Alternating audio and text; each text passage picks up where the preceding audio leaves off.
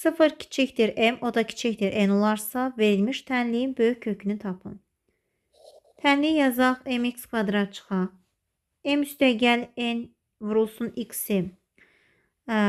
X-i mötərizə içərisinə vurub hesablasaq, çıxaq mx, çıxaq nx olacaq. Üstəgəl m bərabər 0.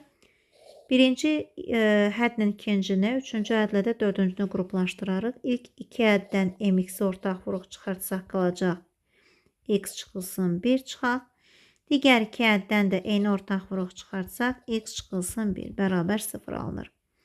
Sonra x çıxaq 1-i ortaq vuruq çıxardırıq və olur mx çıxılsın n vurulsun x çıxaq 1 bərabər 0.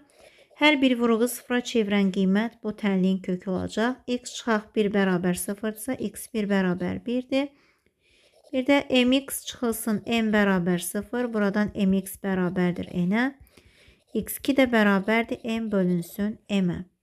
Demək, tənliyin bir kökü 1-dir. Bir kökü də n bölünsün m-ə bərabərdir. Məsələnin şərtində bizə verilmişdi ki, n ədədi m-dən böyükdür. Əgər n ədədi m-dən böyük və hər ikisi də müsbətdirsə, belə çıxır ki, bu düzgün olmayan kəsirdir.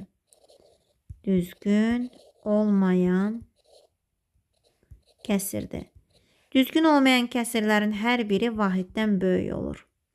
Ona görə də bizə böyük kök lazımdırsa, cavabımız olmalıdır A variantı, m bölü m.